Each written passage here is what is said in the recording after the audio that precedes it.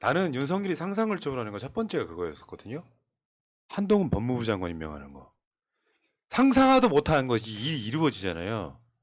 우리는 나경원하고 윤석열이 친한 줄 알고 있었더니 그 나경원을 숙청하는 거 보면서 아 그렇구나 했는데 우리는 처음에 농담이었어요. 안철수는 약간 모질이 같으니까 안 될 거라고 생각하고 안철수는 그냥 그 구색 맞추기용으로도 내버려 두겠지 했거든. 이제 안철수 숙청에 돌입하는 분위기잖아요. 상상을 초월해 얘들. 이철규가 한마디 하니까 득달같이 대통령실이 안철수 캠프의 선대위원장이니까 안철수 다음 사람인 거예요. 레벨이. 이 사람 바로 해촉을 해버리더라고. 다른 직함이 하나 있었던 거거든요. 그 직함을 임명권자가 대통령이야. 그 사람을 바로 해촉해버리더라고. 와. 여기에 숨어있는 그 엄청난 사인을 우리 철수 형은 정말 긍정적으로 해석을 하시더라고요. 이분이 너무나 긍정적이어서 제가 깜짝 놀랐습니다, 정말. 그거는 긍정적이 아니라 비꼰 거 아닐까? 아니, 이분은 긍정적으로 해석했을 수도 있을 것 같긴 해요. 그 국민통합위원회라고 하는 게 대통령 직속기관이고요. 거기 통합위원으로 임명돼 있는 거죠. 마치 저출산 고령화위원회 위원장이 나경원이듯이. 근데 여기에서 야 너 나가. 이 진짜 웃겨가지고. 이게 가능한가요? 근데 원래 이 통합위원회 위원장이 김한길인데 이 사람 김영우 이 사람이 나 이 활동을 해야 되니까 잠깐 활동을 정지하겠다라고 얘기를 했는데 이철규가 페북을 쓴 뒤에 갑자기 이렇게 해촉이 된 거죠. 나경원이랑 똑같습니다. 얼굴도 보여드릴게요. 저 오른쪽이 김영우인데요. 제가 듣기에는 그래도 국민의힘의 정상적 정치인 중에 하나라고 그러더라고요. 합리적인 사람. 저 사람 바로 해촉. 그러니까 이게 뭐 우연의 일치다 이런 차원을 떠나가지고 너무 노골적이니까. 근데 우연의 일치라고 하더라도 그 우연의 가능성이 있다면 대통령실에서 이러지 말았어야죠. 그렇죠. 이철규가 페이스북에 글 쓰자마자 바로 조치가 이루어지는 거예요. 이철규가 이제 옛날에 이준석 이야기로는 윤핵관 호소인이었지만 지금은 당당한 윤핵관인 것 같습니다. 꿈을 이뤘네요. 당직도 없는 의원이 당원 자격으로 다른 후보를 응원하는 것을 비난하기 전에 대통령 직속 국민통합위원회 신분을 망각하고 선대위원장을 맡고 있는 수하의 언행부터 제어해 주시기 바랍니다. 그러니까 바로 해촉. 김영우라는 이름만 쓰지 않았지 누구인지 콕 집어서 이야기하고 있는 거거든요. 근데 아까 정변이 한 이야기 그거죠. 안철수가 한 말이에요. 김영우 해촉은 제대로 된 선거운동 펼치란 의미입니다. 가숙제나해.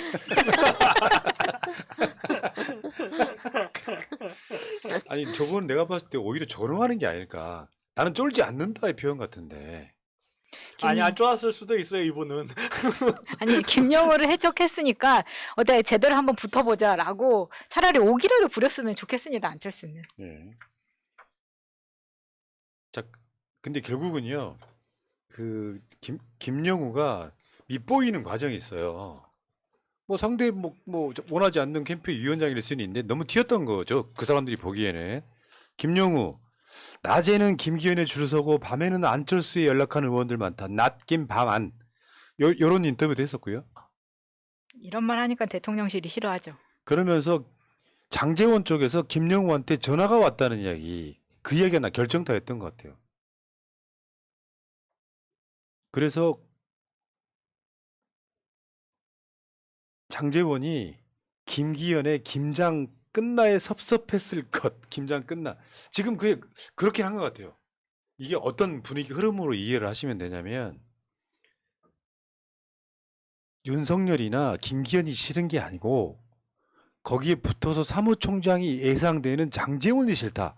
윤핵관이 싫다. 이 분위기가 만들어지는 그 분위기를 만드는데 상당히 일조를 해서 장제원이가 계속해서 사무총장 맡을 거라고 생각하면 김기현이가 떨어진다는 위기의식이 굉장히 팽배해진 그런 느낌이에요.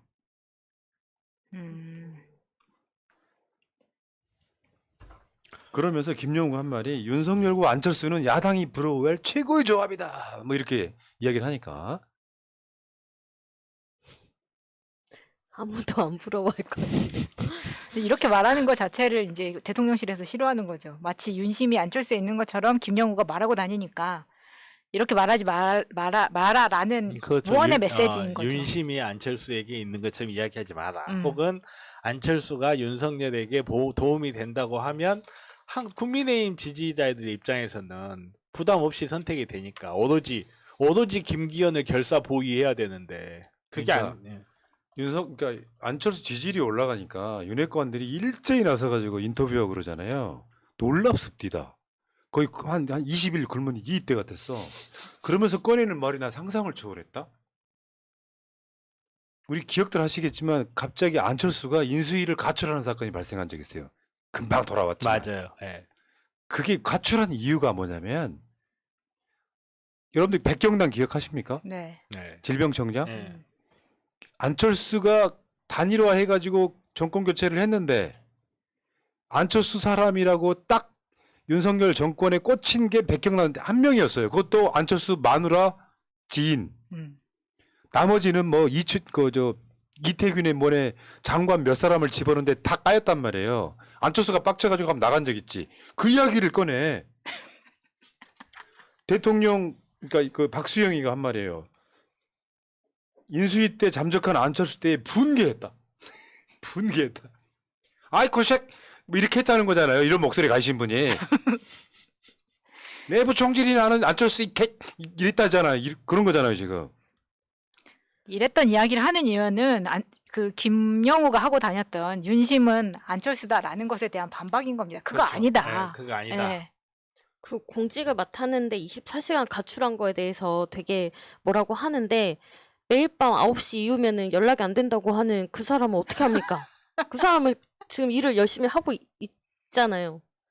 그 사람도 그 일에서 내려와야 되는 거 아닙니까? 저 금요일 날 진짜로 그리고 하나 더 총리를 또는 장관을 맡기려고 했는데 안철수가 거절했다. 이것도 미스터리긴 하지. 정말일까도 궁금합니다. 그래서 미스터리니까 해요. 네. 그때 또 윤석열이 한 번 더 실망했다는 거잖아요. 분개했던 초딩 진짜 그런 식으로 분위기가 있었다는 거잖아요. 그러니까 간단히 말하면 윤석열은 안철수 싫어한다잖아요. 지금 이게 똑같아. 이준석이 대선 때 가출해가지고 막 찾아가서 만나가지고 불쾌해가지고 술 마시고 했던 거. 두 번째 나경원이 원내대표 할 때 윤석열 검찰총장한테 세게 발언한 게 사실 삐진 거잖아요. 그래서 그 후로 안 보던 거를 다시 정권이 교체되고 나서 거기에 대한 낙인을 찍어버렸고.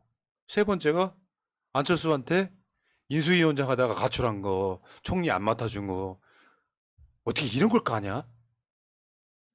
근데 너무 윤석열 염치가 없는 거 아닙니까? 윤석열이 대통령 된 게 안철수가 갑자기 하루아침에 단일화 결정해가지고 그 공이 확실히 있지 않습니까? 그러면 안철수가 팽당한 거죠. 최소한의 염치도 없는 사람입니다, 진짜. 아니 이준석도 있는데 자기 도와준 사람들을 지금 다 쳐내고 있는 그러니까 거잖아요. 이게 이제 지지층 여론조사도 김기현하고 안철수가 엄청 차이가 나기 시작하니까 위기감 느껴서 볼 때처럼 들고 일어나서 한 서너 명이 사시미 칼 들고 지금 찔러버리는 거예요. 이게 보통 조폭의 세계라면 사람들 머릿속에는 뭐만 남아 있었냐면 안철수가 단일화해서 정권 교체했다라고 하는 인상만 남아 있었는데 그 사이에 있는 비하인드를 다 꺼내가지고 이 새끼 양아치예요라고 말하는 거잖아요. 민심을 주저앉히는 과정.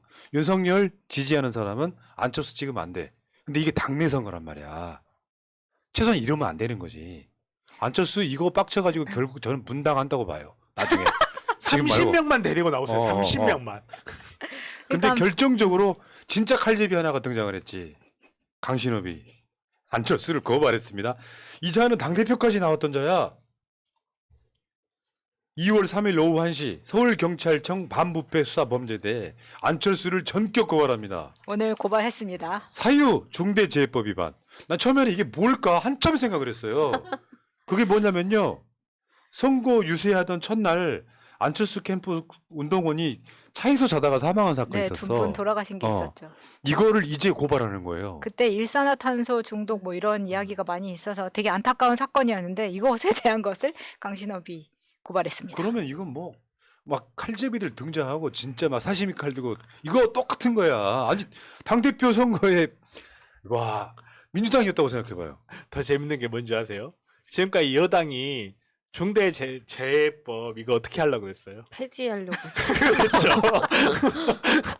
중대재해법 뭐 막 검사들 나와가지고 이거는 위헌이다 막 이야기하고 막 여당에서 막 중대재해법 다시 검토해야 된다 막 하고 막 사법부에서는 중대재해법 2도 사건 수사하다 각하사유 나와버린 난리가 아니었는데 자기네들이 필요하니까 바로 그 칼 들고 찔러버렸죠. 자, 맥락 이래요. 안철수 지지율이 5개 조사에서 모두 김기현을 추월합니다.